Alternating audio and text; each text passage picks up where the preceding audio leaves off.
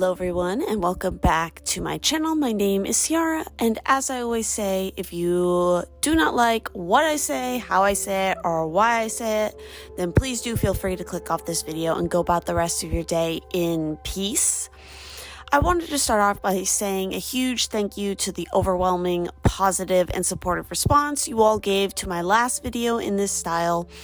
I was actually quite nervous about posting that particular video and what sort of response you all would have, but I'm really glad I did make that video. It felt very good to really organize my thoughts in that way and share them. Thank you all for allowing me the chance to do that. And from that video, I did have a few of you curious to hear me talk more about working at a funeral home, because yes, I have been working part-time at a funeral home for the past 2 years, although it will be 3 years coming up here in September. For obvious reasons, I will be withholding certain information and changing any identifying things for privacy and legality reasons. This could be an obviously sensitive subject and situation to discuss, so I'll be doing my best to respect all of those aspects. Also, because of the time frame in which I started working in this industry, it is unavoidable to not mention the landscape of the world from 2019 to now in regards to the panini, wink wink, as I will be referring to it in this video. I'm really not sure if YouTube is still being weird about talking about the panini or the beer that shall not be named, so I'll just be changing those words around. With that sort of disclaimer out of the way, let's jump into the story and your guys' questions. So, first and foremost, how did I even start working at a funeral home? Honestly, it was kind of by accident. As I mentioned in my last video, at the start of 2019, I had just graduated from my university and I was exhausted for sure and had no idea what to do next. So I essentially took a break for a few months, which during that time, I reignited my YouTube, as you guys should know, and I started doing a few other things. But I wanted, or, more so needed, a more steady, kind of reliable stream of income while I started working to build my personal business and just generally figure out what I wanted to do with my life.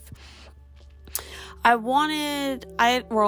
had already had past job experience working as a cashier and in the food service kind of industry, so I knew I didn't necessarily want to do one of those two things again, if I could avoid it, especially a waitress in the food industry. Although, again, my food industry story was not a typical one either. And I also knew I needed something that was preferably part-time, so I would still have time to dedicate and keep up with my art and YouTube. So I dusted off my resume and I started the search. An office job was something I hadn't tried yet, or potentially a hostess job, since those were easily available at the time and wasn't quite like being a waitress in the case of the hostess, so I was willing to give that a shot. After looking around a bit, I did apply for a hostess position, and then I saw an opening for a part-time administrative position. I had never worked admin, but the basic job description provided seemed simple enough, and there really wasn't anything other crazy kind of in the details that I remember in that public posting. So I was like, what the hell? And started going through their system to apply. That's when I realized it didn't really say the location I would be working at, since I was applying through the main overarching company site, but I knew it was a local location. So I started doing a little searching on the company while simultaneously applying. Behold my surprise when it all kind of clicked together that I was applying as admin for a funeral home. It was at that point I had to kind of pause and ask myself the million-dollar question: was I comfortable with the idea of working at a funeral home? Was I comfortable working around death, essentially? In my mind, yes, I was. because I already had a very clear perspective about how I felt about death and the dying process from a psychological standpoint, at least. One of the psychology courses I took was on the full developmental sort of process of a person from birth to death. And I found not only the class fascinating, but also the reaction my classmates had about death very interesting too. Two of the main taboo topics people love to seem to avoid talking about, especially from my opinion in America, is sex and death. I love talking about both of these things, which I'm going to blame on my Mercury in the 8th house, I guess. I also think growing up and being really obsessed with nature and animals can also make you have a more acceptance or a more kind of open mind on the avoidability of death and the way that death is just a natural ebb and flow of life. Or maybe I was just a really morbid kid who didn't have a problem watching, her pet snake hunt and eat mice. Who knows? But before starting this job, I only really had one experience of facing human death in funerals, and that was my great-grandmother's when I was younger. And I think one of the biggest takeaways from that whole experience for me was really having illustrated that this 3D body we are in is really just a shell. It's hard to explain. It's something you just have to experience to really understand and to have it really just kind of hit you. And I think in a lot of ways that is a very important thing to go through. For me, it does reinforce the notion that we have a soul, an energy, an essence, and it does clearly leave the body at that point of passing. If you guys would like me to talk more at depth to what I believe in as far as is there an afterlife, let me know in the comments. Now, I bring all of this up because it does play a role in me getting the job when I came in for the interview. If I remember correctly, in almost the same week, I was called in for 2 interviews. One was the hostess position and the other was the funeral home. I was definitely nervous about it because in 2019, I still wasn't very good at public speaking and being kind of thrust into conversations. And granted, at times, I still have problems, being that I am an awkward, ambivert being. The hostess interview, basically, it went okay, but it wasn't anything to write home about. Not going to lie, it was also a little bit intimidating to walk into a funeral home because I didn't really know what to expect. I honestly hadn't been in many up until that point, and this was a completely not usually the situation you walk into a funeral home for, so didn't know what I was getting myself into. But I sat down with who is now my office manager and the boss that I would say I work the closest to because they are the one that oversees more of the area of what I do at my job, obviously. But our general manager did also step in during the interview to ask me questions like, how do I feel about working around bodies, seeing them, potentially helping with moving things like caskets, etc. Which, yes, I have seen quite a few bodies now at this point. Nothing super crazy, and yes, I have helped in simply being an extra pair of hands if someone needs help on a particular day. But overall, I don't do anything that is considered the back work. I'm not a crematory tech, intern, or a funeral director, and therefore that is not my realm of work. But do I hear about it and see a bit of the process? Yes, for sure. I have to sometimes answer questions on the phone in regards to some of these things as well. So you can't avoid it. Plus, it's part of, again, my job to really work with the funeral directors to give the families what they want as far as things like stationery, obituaries, death certificates, etc. Again, answering a lot of questions when there's questions that need to be answered, or at least directing people to the best person to answer their questions for them. Needless to say, obviously the interview went pretty well, since maybe not even a week later, on the way to a Tinder date, I shit you not, which that is a whole story for a different video if you would like to hear a little about my dating experience, I got the call that they wanted to hire me. Before starting, they of course did a background check on me as well as a drug test, which that was a first time experience. After all that, cleared and I passed, I officially started my training / shadow period, which probably one of the most nerve-wracking parts was to learn how to answer and talk on the phone, which generally I hate talking on the phone. And here I was doing a job that like 60% to 80% of the time just straight up requires that, obviously. And to especially learn how to take a death call over the phone, which literally happened my first day of actually shadowing the other admin, and I had to do it by myself, which luckily I didn't royally fuck it up, so my boss was very happy with that. So from that point, I really kind of officially started work in September of 2019, which was really right before like the panini hit America hard. When all of that did start happening in the world, I was still working throughout it because I am considered an essential worker. And yeah, that whole time period was kind of frustrating, especially hearing people trying to argue that the panini was fake and not real, especially as someone who was working throughout all of it and was kind of sandwiched between both the medical industry, because yes, I deal with doctors pretty much on a weekly basis, and also obviously the funeral industry. There were a lot of deaths due to the panini.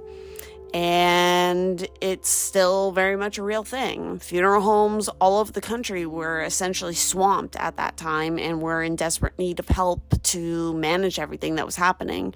It was crazy and very stressful for everyone, especially at the beginning when there was so much confusion about what to do and how to safely manage all of it. Things now are thankfully calmer at this point in regards to that, thanks to, the good old pokey pokey. Overall, when you have a job like this, you have to be prepared for the unexpected. Grieving especially can appear very differently for each person, and you really need to remember to not take certain reactions too personally. I found that, men who often lose a wife can have the most variation in how their grief will be expressed and shown. There is also, honestly, validity in the idea that on average, women are typically outliving men, but there's always fluctuation in that. Other interesting things I've noticed is that it's not very uncommon to see individuals pass away close to or sometimes even on their birthday, or at significant seasonal solstices where there's clearly a shift in the veil and the veil is at its thinnest, which can result in, of course, a lot of overall fluctuation, especially, at my location where I work, with how busy we can be. Most of the time, it's very manageable, and other times, it's like being on a chaotic roller coaster. I will also say I've had more than one moment at my work inside just the general office that straight up reminded me of something out of the show The Office. I work with some very interesting and at times odd people, but I guess you kind of have to be a little odd to work in, the funeral industry. And surprisingly, I almost work completely with women, and a lot of Scorpio women, in fact, which I will say I get along pretty well with Scorpio women. Men are a different story. Anyone who listens to the Pisces Twin podcast on my Patreon knows exactly what I mean when I say that. Now, one question I did get from my followers on Instagram was, is it scary working there? If so, what was my most scary night? Now, this is an interesting question. The funny thing is, I've never been at the funeral home at night. It is essentially a normal 8 to 5 job for me. So we shut down the building by 5 p.m., so technically no one should be in the building. That is, of course, unless you are, a removal team, because we are technically open 24 hours, 7 days a week. And there is always a funeral director on call each night. But for my job, I'm only there between 8 and 5. Funeral directors work so much, it's crazy. I don't envy that part of their job, and I have much respect for all of the work that they do, because they do put in a ton of work to make sure that everything goes according to how the families, want their loved ones to be honored. So now that's not to say that things can't get scary during the day. I would say the scariest experience for me was one weekend when we had a lot of services happening and I was essentially completely alone in the building for the very first time. Yeah, that was kind of scary, but probably not because of the reason most of you would think. I was just more so concerned with if someone, an actual, person walked into the building, would I be able to handle whatever situation would happen there alone? Luckily, that has only really happened to me the one time in my case. And of course, the other most asked question is, are there ghosts? Well, if you believe in ghosts, 100% yes. Would I say the location is haunted? I don't know if I would go that far. But I have had a few spooky experiences, and I've had my coworkers tell me about theirs. Obviously, with newly departed people, I think their spirits can certainly hang around for a while. In fact, when I came in for my interview, I did see a shadow right in front of me when I entered one of the rooms. I've had issues opening and closing certain doors because it felt like a very heavy weight was pushing against it. Even in some instances, it felt like they were trying to slam the door against me, which I didn't like that. There was a different time when I came in very early to start sort of setting up for the day. And I walked past our lounge sort of in the back area of the building, and I shit you not, I saw a man sitting there, and I'm pretty sure he was in military clothing. And so it just kind of I stopped and I turned around and I did a double take, and yeah, there was nobody there. I was alone in the building. Another time, I thought I saw an older woman in a floral shirt or a dress standing right in the middle of the office where, generally a guest or a family coming in definitely shouldn't be standing. I've heard coworkers tell me that they've heard weird things rattling in the back when no one else was there, as well as generally hearing voices talking, which I've also heard that a few times. There was also one other time, and this one was particularly funny for me, when I was in the women's bathroom. And I think I was doing something like changing the toilet paper roll, and I dropped it, and it rolled under the stall where I couldn't see it. So I'm about to, get up, get it, when it rolled back to me. I was just kind of well, thank you. That was helpful. And that was my encounter with the helpful bathroom ghost. So yes, I would say there are definitely spirits who linger in the building on a normal. And generally when I kind of come into the building in the morning, I'm always just hello, spirits, and I say hi to them. So yeah, that is just a bit of my experience with working at a funeral home and how that even came to be. Of course, if you guys have more questions or if there's any point throughout this video you would like me to talk more on, just let me know in the comments. It's certainly not a typical job, but I'm grateful for what it has taught me thus far. I hope that you guys overall enjoyed this story time and this particular artwork that I was working on. All of my various links will be in the description, and please do consider joining my Patreon to help support me and my work, because I'm also doing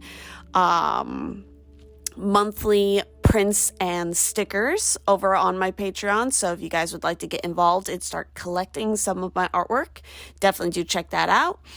Or, if you just want to share this video with a friend, please do. As always, thank you guys for watching and listening, and I will see you in the next one. Bye-bye.